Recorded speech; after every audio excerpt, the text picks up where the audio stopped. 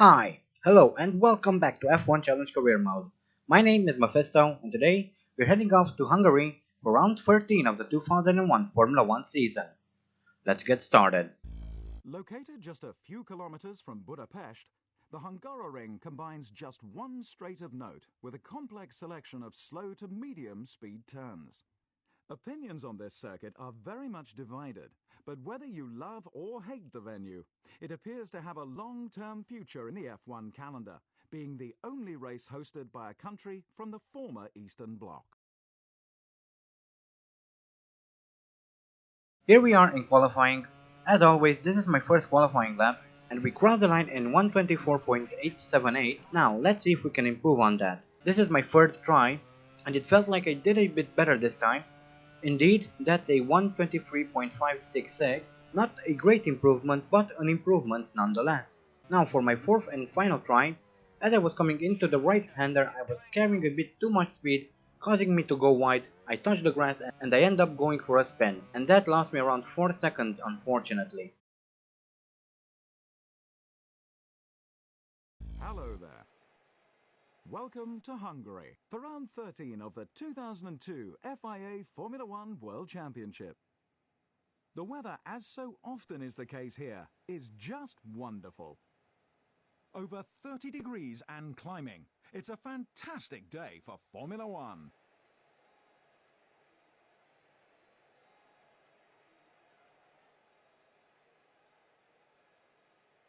Juan Pablo Montoya first. Schumacher consistently outpaced his championship rival, the Renault driver. Kimi Raikkonen, third. David Coulthard, fourth. Jenson Button was consistently faster than his teammate. He starts fifth. Nick Heidfeld, sixth. Schumacher, seventh. Rubens Barrichello, eighth. Fisichella, ninth. Webber, 10th. Villeneuve, 11th. Eddie Irvine, 12th. Heinz-Harald Frentzen, 13th. Massa, 14th. Sarlo, 15th. Sato, 16th. Olivier Panis, 17th. Pedro de la Rosa, 18th. Bernaldi, 19th. The Renault driver, 20th. Alan McNeish, 21st. Alex Young, 22nd. Here we are on the grid, we're starting from 20th. The front row is occupied by Juan Pablo Montoya, who is in pole, and Michael Schumacher, who is second. Teammate Jenson Button is once again in fifth. Lights are out and we're off. As we break away from the grid, I hear a bang coming from behind me, so someone definitely made contact. And I think I saw the arrows of Heinz-Harald Frentzen stuck on the grid. Now, as we come into turn 1, I slip past Alex Young for a split second, and there is another incident which holds up everyone. But I pass Young and I'm now looking for a way around Salo. And I make a move on the outside, but I can't really pull it off. But as we enter turn 2, I pass him on the inside. Here is the start once more. As we break away from the grid, we see that both arrows are stuck, and Bernaldi's car gets hit from behind. Then, as we come into turn 1, I try to overtake Young, and at the bottom of the screen we see Panis and Webber making contact. We're now on board with Alex McNeish. Lights go out, and McNeish drives straight into the arrows, breaking its rear wing and its rear right wheel. That's a bit unfortunate. And we're now on board with Panis. He's coming into turn 1, flies past the Sauber and his teammate, and drives into the rear of the Minardi, as he attempts to rejoin the line. With that, we have both arrows out of the race as well as Mark Webber in the Minardi.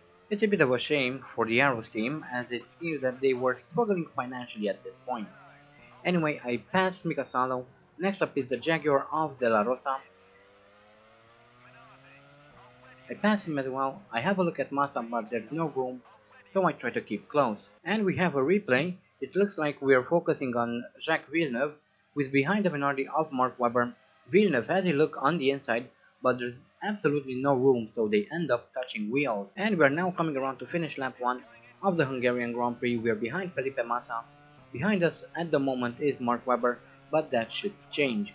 And apparently we are in 13th. so we still have a long way to go before we get anywhere near the point. But hopefully we'll be able to score at least 1 point. A little bit later on, as I was entering this right-hander, I got very wide due to carrying too much speed and I've lost a couple of positions, which is quite bad. A few laps later I caught up to some of the guys, and as I was coming out of this slow chicane, I saw Salo making a mistake, so I tried to take advantage of the situation.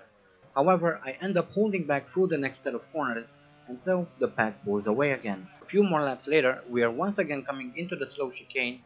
I nearly rear-ended Salo there. I don't know why he slowed down that much, and as we exit the chicane I almost hit him again. Is he trying to end my race? Coming around through this right-hander, I get informed of an incident somewhere on the track, but first, let's see if we can finally pass Mikasalo. I come into the chicane. As he exits, he slows down for some reason. I flick my car to the inside, and we're finally through. That took way longer than it should have, and we're now looking at a replay of Eddie Irvine, who seems to have fire coming out of the rear of his car. It looks like he doesn't notice yet, but once he'll take a look in the mirrors, he'll see some smoke and fire coming out of the engine. And there it is. He's now noticed and is pulling over. And that's the end of the race for my former teammate. And we're now coming into the last corner of the lap. I have a look on the inside of Takuma Sato. He leaves plenty of room and we're through. Actually, you could have fitted a truck through that gap. And I'm now challenging De La Rosa for 7. And yes, we did it. We are now just outside the point. So let's keep pushing. A few laps later, as I was coming through this right-hander, I once again carried too much speed into the corner, and we're now in the gravel trap, and Takuma Sato is catching up to us really fast. But we make it back onto the track before he can pass us. At the end of lap 13, I believe this is, I had to come in for some fuel and a fresh set of tires. Amazingly, I was able to climb into 6th while the AI was pitting, but obviously I've now fallen down the order again. And unless something happens, we now have a straight race to the flag. It would be nice if we could crawl back into 6th, and that's a 10.5 second stopper, a little bit on the slower side of things. Anyway, let's see what we can do from here. And it looks like we are rejoining somewhere in P12 or P11. A couple of laps later, as I was coming around to finish whatever lap this was, I entered the penultimate corner with a bit too much speed, go wide, hit the outside curb and go for a little spin. I hate that curb. Every time I touch it, it sends me into a spin. Okay, so I've made my way up into 9th, thanks to some AI deciding to pit for a second time. And we've just passed Fisichella who was exiting the pit, so we are actually 8th now. This looks promising. Several laps later, within the final 2 or 3 laps actually, I caught up to Barrichello, who makes a mistake as he exits the chicane, and we are up in 7th. I can't believe this is happening. I've been trying to catch up to him for the last 5 or so laps. I think he eventually got held up by some back markers because I've gained over 3 seconds on him in less than half a lap. And then, fortunately for us, he made that little mistake. And here is a replay of Barrichello's crucial error. He comes into the chicane, then as he exits, he mounts the curb, which throws his car into the air slightly, enough for him to lose control. That curb at the exit of that chicane is quite tricky because it has a very tall profile and can catch you off guard if you're not paying attention. Barrichello was obviously not, so he ended up paying the price, and unfortunately I think I'll have to settle for 7th, as we've just started the final lap. There is no way I can gain 12 seconds in one lap. Oh, and look at that, the front runners were actually close to lapping us. Anyway, let's finish the race. And we're coming into the final corner of the race. We are in 7th, Button finished 6th, so at the very least, there's one more point in for the team. The race probably could have gone a bit better for us, but on the bright side, I didn't actually expect to finish this high up the field. To be completely honest, I'm surprised we finished in the top 10. I generally don't do this well at this track. I guess I was a bit lucky this time around. Anyway, I think it's time to take a look at the standings, see where we are and what we need to do in order to win the championship. Oh, and here's something I never actually show you guys. There's one of the Williams just outside the pit lane. I'm guessing he ran out of fuel. Wait for it. Yep, I also ran out of fuel, just outside the pits. If this was during the modern era, I would probably be penalized for this. If memory serves, today you need to have at least 1 lap of fuel when you return to Parc Fermé. At the end of an amazing Hungarian Grand Prix, here are the final results. Montoya first. Schumacher second. Coulthard third. Nick Heidfeld fourth. Schumacher fifth. Jenson Button sixth.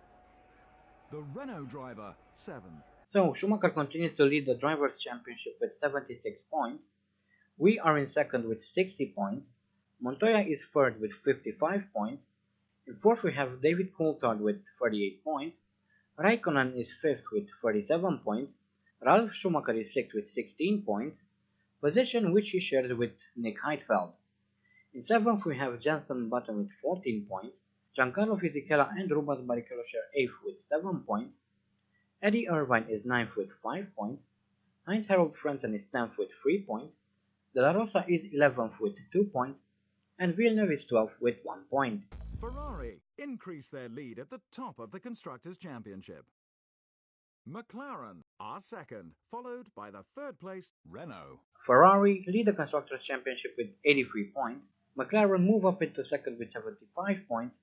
Our team drops down to third with 74 points. Williams are fourth with 71 points. Sauber are fifth with 16 points. Jaguar and Jordan share sixth with 7 points. Arrows are seventh with 3 points. And VAR are eighth with 1 point. Not a bad result, I would say. Even though we didn't score any points, we were quite close to it.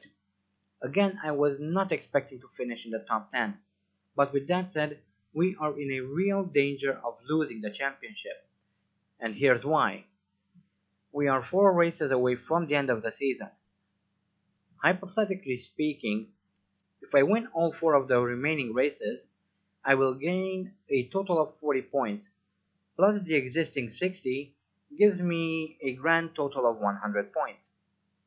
In the same vein, if we assume that Michael Schumacher finishes second in all of the remaining races, he will gain a total of 24 points, add that to the 76 he already has, and he, just like me, will end up with 100 points.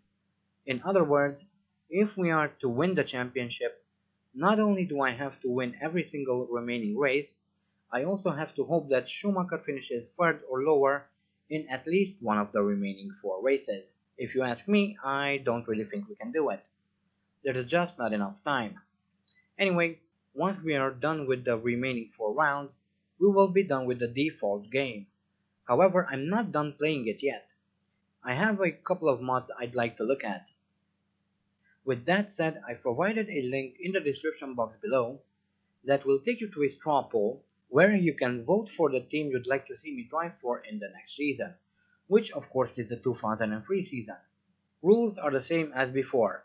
You can vote for any of the 10 teams participating in the 2003 season. If there is going to be a tie, I will settle it by picking the weaker of the 2 teams. So for example, if both McLaren and Minardi get the same number of votes, I will be driving for Minardi. Now, you've got until the 5th of February to submit your votes, so make sure to visit the link. With all that out of the way, our next race is the Belgian Grand Prix, and I'm hoping to do a bit better than last season. But until then, I hope you guys enjoyed this video. Thank you all so much for watching, and as always, stay sharp.